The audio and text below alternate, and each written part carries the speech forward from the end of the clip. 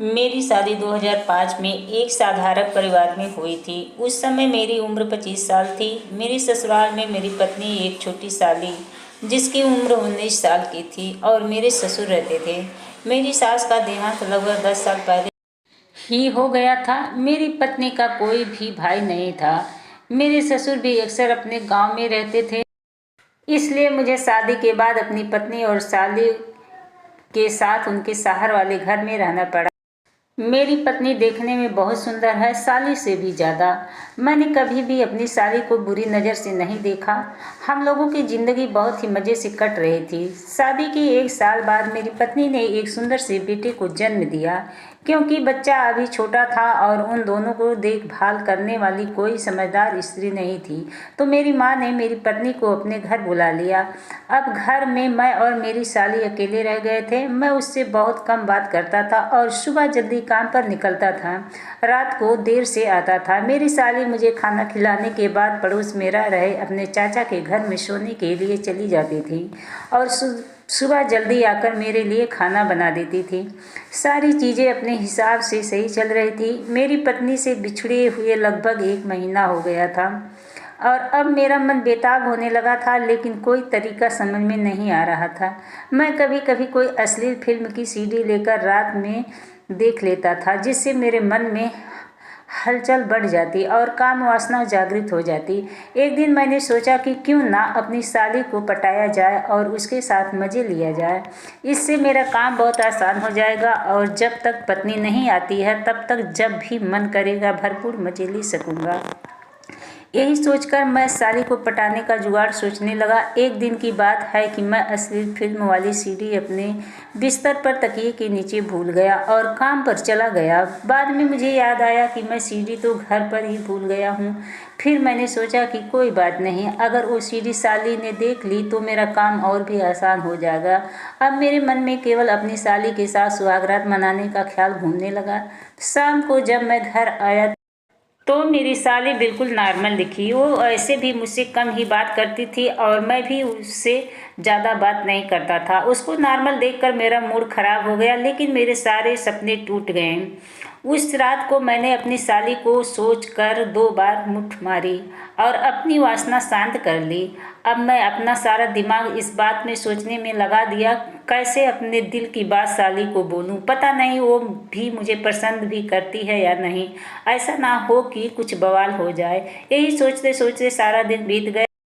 मेरा काम में बिल्कुल भी मन नहीं लग रहा था, इसलिए उस दिन मैं शाम को जल्दी घर आ गया। मुझे देखकर मेरी साली ने एक प्यारा सा स्माइल दिया और बोली, जीजा जी, आज तो आप बहुत जल्दी घर आ गए। आप चाय पीजिए, तब तक मैं सब्जी लेकर आती हूँ। मैं कपड़े बदलकर चुपचाप चाय पीने लगा और प्यासी नज़रों से साली को घूरने लगा। उसका खूबसूरत शरीर मेरे अंदर वासना का तूफान पैदा कर रहा था। वो बोली, मैं सब्जी लेकर आती हूँ, और घर से बाहर निकल गई। मैं भूखी नज़रों से उसको देखता ही रह गया। बाजार से वापस आने के बाद वो अपने काम में लग गई और मैं कमरे से बाहर निकलकर पोर्चे पर बैठ गया। थोड़ी देर बाद जब मैं किसी काम से अंदर गया तो मैंने देखा कि कमरे का दरवाज़ा बंद है, लेकिन उसमें कुंडी नहीं लगी थी। मैंने धीरे से दरवाज़ा खोला और अंदर का नज़ारा देखकर मेरी आंखें फटी की फटी रह गईं। मेरी साली अपने कपड़े बदल रही थी। उसके शरीर पर केवल ब्रा और पैंट ही था। उसका शरीर बिल्कुल संगमरमर की तरह चिकना था। मैंने सोचा कि मौका बढ़िया है, अभी जाकर उसको दबोच लेता हूँ और अपनी इच्छा पूरी कर लेते हैं। लेकिन अंदर से एक डर भी था कि कहीं बात बिगड़ ना जाए, क्योंकि हम दोनों के बीच कभी भी ज़्यादा बात नहीं होती थी और ना ही कोई हंसी मजाक होता था। अभी मैं इस सब सोच ही रहा था कि दरवाजे की घंटी बजी और मैं जल्दी से बाहर आ गया। दरवाजे पर पड़ोस में रहने वाली चाची और उनकी बेटी आए हुए थे। मेरा तो सारा मूड ही खराब हो गया।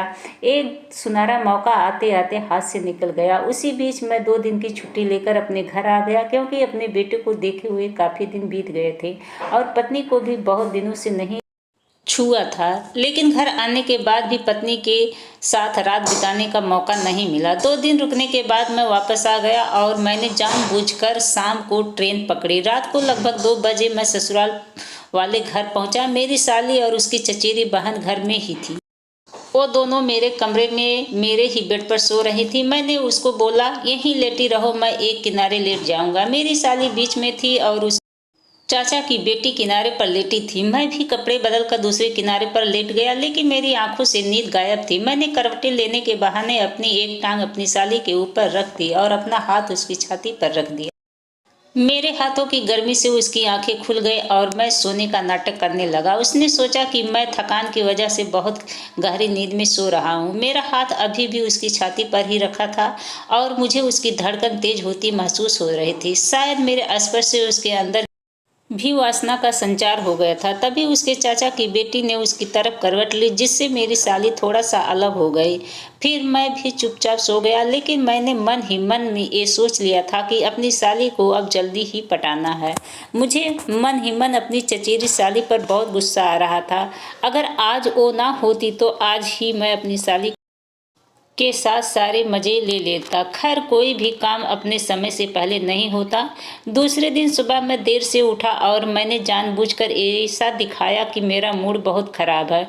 उस दिन मैं काम पर नहीं गया। दोपहर का खाना खाने के बाद मैं अपने कमरे में आकर लेट गया। थोड़ी देर बाद मेरी साली भी काम खत्म करके मेरे कमरे में आ गई। उसने मुझसे पूछा, जीजा जी, आपका मूड कुछ सही नहीं लग रहा है, क्या बात है? मैंने उसको बोला, मेरी लाइफ बिल्कुल नीरस हो गई है। मेरी बीवी और बेटा मुझसे दूर है और मैं अकेला पड़ा हूँ।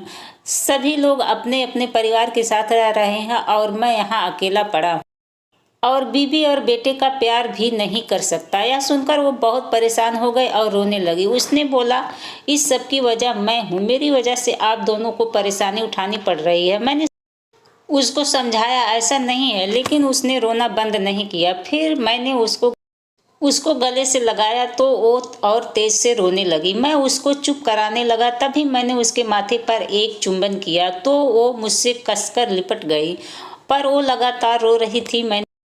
मैंने सोचा कि यही मौका है उसको सांत्वना देने के बहाने उससे प्यार करने का। तभी मैंने उसको चूमना शुरू कर दिया और उसके होठों को चूमने लगा। उसने हटाने की कोशिश की तो मैं बोला, आज मत रोको, मैं प्यार का बहुत भूखा हूँ। अगर तुम मेरा साथ नहीं दोगे तो कौन देगा? अगर तुम चाहती हो कि मैं परेशान ना रहूँ तो मुझे अपनी दीदी की कमी महसूस ना होने दो। मेरे प्यार को अपना लो। अब उसका विरोध कम हो गया और वो मेरी बाहों में लिपट गई। मैंने उसके होठों को चूमना शुरू किया और अपने हाथ से उसकी बुब्स को दबाने लगा, जिससे उसके अंदर की वासना भर गई और वो मेरा भरपूर साथ देने लगी। उसने भी मेरे होठों को चूमना शुरू कर दिया। मैंने उसके बदन को सहलाना शुरू कर दिया और उसने भी मेरे शरीर को सहलाना शुरू कर दिया। तभी मैंने उसके कपड़े उतारना शुरू कर दिया। वो तो शर्माते हुए मना करने लगी और बोली, मुझे बहुत शर्म आ रही है। मैंने आज तक किसी के सामने कपड़े नहीं उतारे थे। यह सुनकर मैं बहुत खुश हो गया, क्योंकि मुझे एक कुंवारी लड़की मिलने वाली थी। मैंने उनको समझाते हुए कहा, अरे पगली, शर्माने से काम नहीं चलेगा। प्यार करने का असली मज़ा तो बिना कपड़ों के ही है। जब दो जिस्म आपस में बिना कपड़ों के मिलते हैं तो सुख दुगना हो जाता है। धीरे धीरे मैंने अपनी जवान साली के कपड़ों को उसके शरीर से अलग कर दिया। अब वो केवल ब्रा और पैंटी में थी। मैं भी अब केवल जंघिया में था। साली का संगमरमर सा दूधिया बदन देखकर मैं पागल हो रहा था।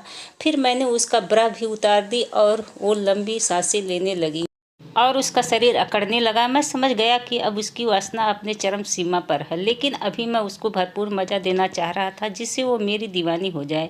मेरी साली की आंखों में वासना की लालिमा साफ झलक रही थी। वो तो जैसे पागल सी हो गई और बड़बड़ाने लगी, आ जीजा, बहुत मज़ा आ रहा है। आज से आप मेरे जीजा जी नहीं, मेरे पति हो। बहुत मज़ा आ रहा है। इतना मज़ा पहले क्यों नहीं दिया? सब कुछ हो जाने के बाद थोड़ी देर तक हम दोनों वहीं ही शांत पड़े रहे। फिर मैंने उसको अपने सीने से लगा लिया और प्यार करने लगा। वो भी मुझसे लिपटी हुई थी। मैंने प्यार से उसके गाल पर हाथ फेरते हुए पूछा, कैसा लगा? तो वो मुस्कुराते हुए बोली, बहुत अच्छा लगा। अगर मैं यह जानती कि आप मुझको पसंद करते हैं तो मैं 1 महीना बर्बाद नहीं होने देती। रात को जब आप और दीदी कमरे में मज़ा लेते थे तो आप लोगों की आवाज़ सुनकर मेरा भी बहुत मन होता था कि कोई भी मुझे ऐसे ही प्यार करे। तो मैंने पूछा, तुमने कोई बॉयफ्रेंड तो बनाया ही होगा? वो बोली, नहीं जीजा जी, लड़के बहुत हरामी होते हैं। कोई गर्लफ्रेंड बन जाए तो सारी दुनिया में बताते घूमते हैं।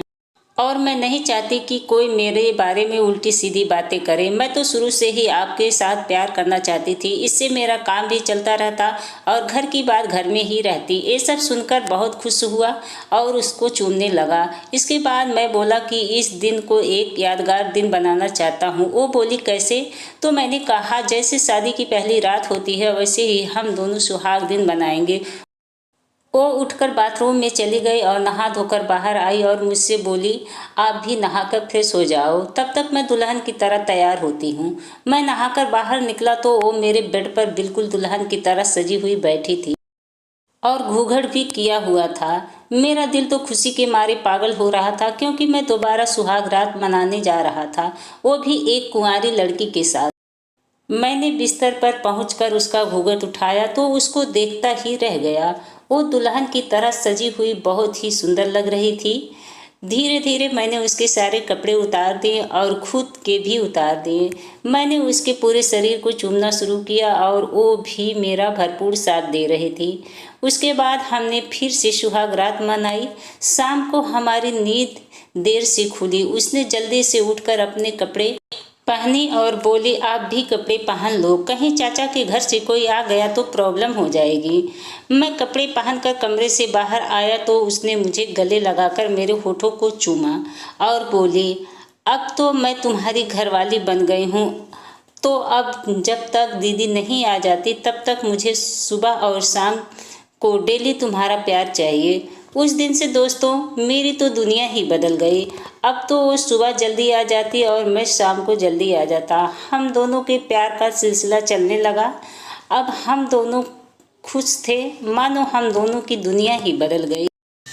तो दोस्तों कहानी कैसी लगी? कहानी अच्छी लगी होगी तो कहानी को लाइक करें और चैनल को सब्सक्राइब नहीं किए हैं अभी तक तो हमारे चैनल को सब्सक्राइब करें। धन्यवाद दोस्तों।